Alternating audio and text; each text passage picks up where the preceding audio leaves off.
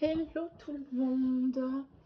Alors, petite vidéo, alors j'ai envie de dire vidéo de rattrapage presque, puisque hier soir j'avais fait une très longue vidéo pour vous présenter le carnet euh, inspiration sur les livres pliés japonais.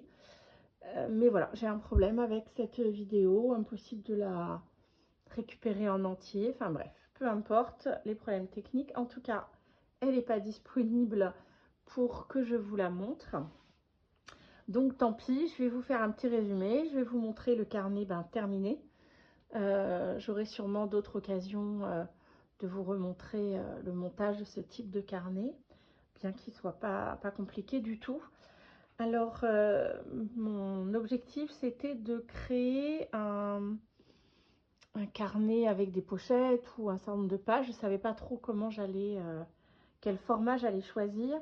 Je voulais pouvoir répertorier tous les anniversaires des copinettes. Donc je m'étais dit, voilà, quelque chose avec peut-être 6 pages d'un côté, enfin, ou 12 pages, ça dépendait si elles étaient recto ou verso ou pas, et pour faire une page par mois et me mettre un petit rappel pour tous les anniversaires des copinettes.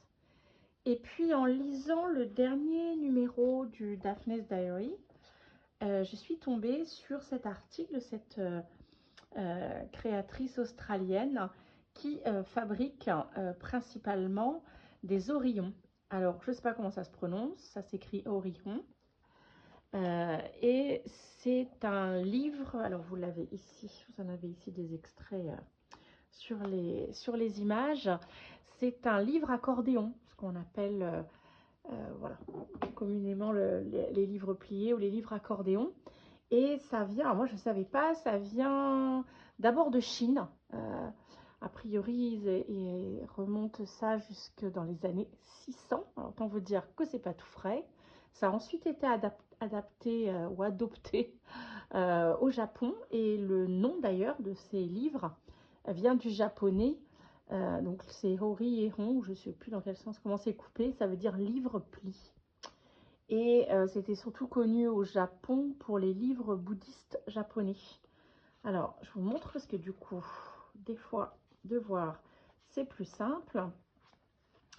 Le principe, c'est ça. Donc, la couverture, une couverture de chaque côté, mais qui n'est pas rejointe par une tranche, puisqu'à l'intérieur, il y a donc un accordéon qui constitue toutes les pages. Donc, on peut...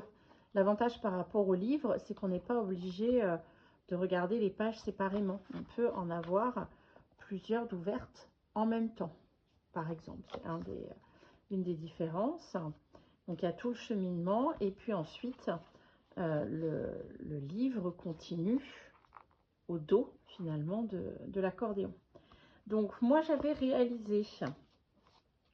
Donc voilà, quand j'ai vu cet article, je me suis dit, mais voilà, c'est le format finalement parfait qui va correspondre à ce que je voulais faire.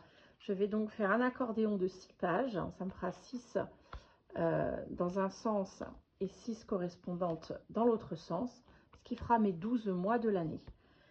Donc, comme vous le savez, j'aime beaucoup travailler à partir d'enveloppes. Donc là, il me restait un lot de ces enveloppes qui étaient, je ne sais pas si vous en souvenez, je vous les avais présentées dans une précédente vidéo, qui avaient été, elles sont neuves en vrai, elles n'ont jamais été utilisées, mais elles avaient été entreposées très longtemps dans un endroit humide probablement, puisque tous les rabats avaient commencé à se coller, les rabats autocollants. Donc voilà, pour les utiliser, il fallait soit les arracher, ce qui abîmait un petit peu la matière, soit les couper. Voilà, moi, ça ne me dérangeait pas puisque je fais du collage avec, il n'y avait pas de souci. Donc, j'ai utilisé ces enveloppes pour faire ma base. Donc, je les ai collées grâce à leur rabat les unes aux autres, en faisant attention de ne pas condamner la partie utile de l'enveloppe, puisqu'ensuite, une fois tout assemblé, je suis venue couper ici. Donc, je ne sais pas si vous apercevez à la vidéo le petit décalage qu'il y a là. J'ai coupé environ 1 cm sur toutes les enveloppes, sauf la première et la dernière qui reçoivent la couverture. Et j'ai donc enlevé 1 cm d'enveloppe, ce qui du coup m'a rouvert toutes les pochettes et ce qui laissait un espace parce que moi je souhaitais mettre des petits onglets. Donc c'est un petit peu plus difficile de montrer maintenant que toute la structure est faite. Donc une fois cet accordéon réalisé, j'y ai posé les couvertures dans lesquelles sont prises les rubans qui servent évidemment à nouer le carnet une fois qu'on n'utilise pas.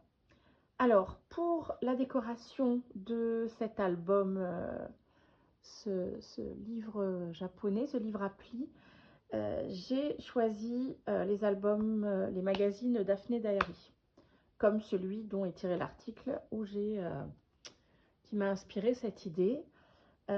Donc j'ai récupéré, soit là par exemple c'est un morceau de couverture, donc c'est un carton qui est bien rigide, et puis à l'intérieur ce sont des pages dont les images me plaisaient ou des parties d'images me plaisaient. Donc j'ai fait très peu de montage, je prenais à chaque fois un morceau quoi, dans la page à peu près de la taille de mon enveloppe. Donc sur les couvertures ici, je suis venue mettre, alors ça c'est l'enveloppe, hein, l'enveloppe réouverte qui est là.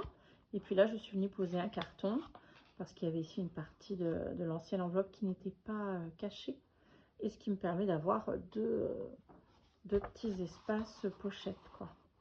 Un ici et un ici qu'on a vu tout à l'heure.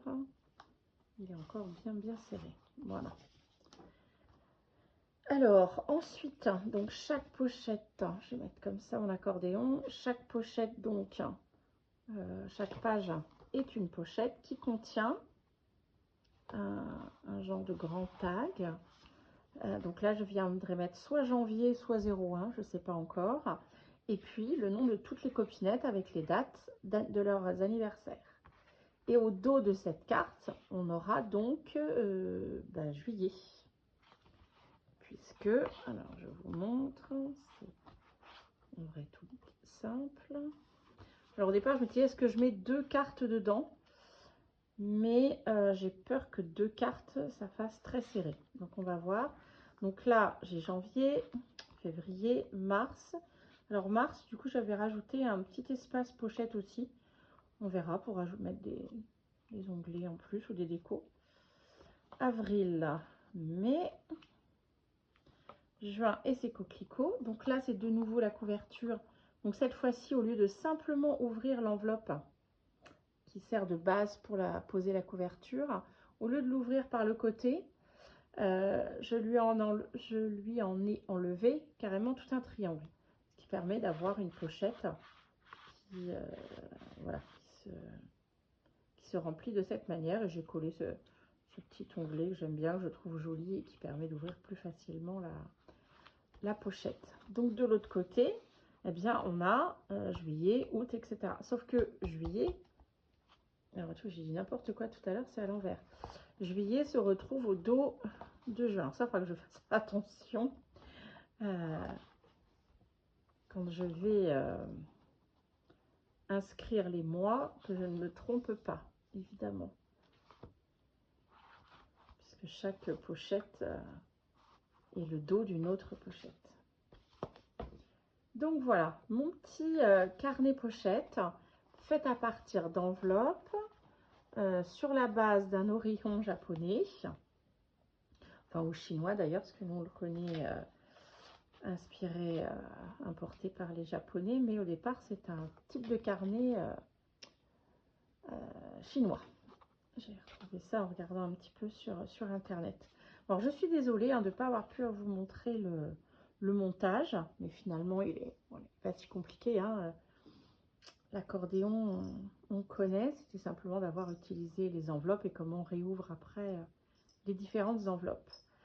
J'ai fabriqué un petit bijou d'album que je vais rajouter sur ce carnet. Donc ça, c'est une petite chute d'un ruban dentelle. J'avais hésité pour fermer ce carnet, soit ce petit ruban, un peu façon lin, mais très fin, soit cette dentelle. Et puis finalement, voilà, comme j'ai choisi celui-ci, j'ai dit c'est pas grave, je vais en mettre un petit morceau dans mon bijou d'album. Ça, c'est une petite pampille que j'ai trouvée en magasin. Et alors ça, c'est de la récup. des petits morceaux de chaîne, de collier ou bracelet cassés. Et puis ces perles longues là sont des perles en papier que j'ai réalisées avec des chutes de papier. Je ne sais pas si j'ai déjà fait une vidéo sur le sujet, mais il y a plein de copinettes qui l'ont fait. Peut-être qu'à l'occasion, je referai une vidéo. Donc, je vais perforer sur la couverture. Je pense j'ai envie de le mettre par ici. De toute façon, c'est le plus pratique parce qu'il n'y a aucun autre endroit où ça ne gênera pas le système de fermeture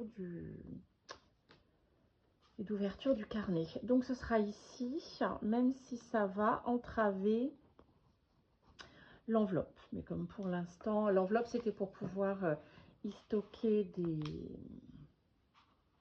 des cartes vierges. Bon, je le ferai peut-être plutôt à la fin, on verra. Donc, on va quand même faire ça. Alors, je vais venir perforer sur... Qu'est-ce qu'il y a? Il y a un petit morceau qui reste. Voilà, mon carnet ici. Je pense que... Alors, quand je perfore, j'aime bien mettre un... Oui, je pense qu'on est assez haut. On va l'essayer de suite. Même si je vais chercher des œillets pour protéger. Voilà, comme c'est une épingle goutte, évidemment, ça s'ouvre, donc c'est facile à remettre. Voilà, donc il sera comme ça. Ouais. Donc l'œillet va partiellement servir. Ça protégera pas ici. Ou alors il faut que je trouve un œillet qui est en longueur. Oui, j'en ai aussi quelques-uns. Je vais peut-être faire ça. Ils sont moins dans les couleurs assorties à ce carnet. Alors, oui. Ouais, je pensais prendre des œillets un petit peu de cette couleur, mais ils protégeront pas le haut de mon carnet. Que ceux-là, j'ai une plaque de découpe où il y a plein de formes d'œillets différentes, dont cette forme, comme ça allongée, qui peut donc servir soit pour des systèmes pour passer des rubans et faire voilà, pour fermer des carnets, ou les plier en deux comme ça. Je vous montre comment je les utilise. Plié en deux et je le pose ici comme ça. Alors soit sur des bords de carnet, mais on peut aussi les poser sur le haut d'un tag pour mettre et faire la perforation ici. Donc, je vais prendre celui-ci parce que du coup, ça va permettre de protéger aussi le haut du carnet. J'avais pas pensé à ça. Hop, sèche. Là, je profite de ce petit moment-là où pendant cette créa, pour faire un petit coucou à mon tonton Christian qui va certainement découvrir cette chaîne, ma chaîne, via cette vidéo. Donc voilà, il m'a demandé de lui envoyer le lien de la prochaine vidéo pour voir un petit peu ce qu'il en est et découvrir la chaîne. Voilà, donc un petit coucou tonton.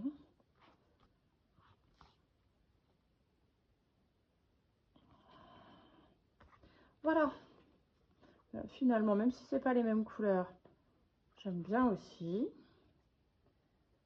Et comme ça va permettre de renforcer un petit peu le carton à l'endroit où la petite épingle goutte va venir du coup régulièrement passer. Parce qu'elle va être appuyée à cet endroit-là.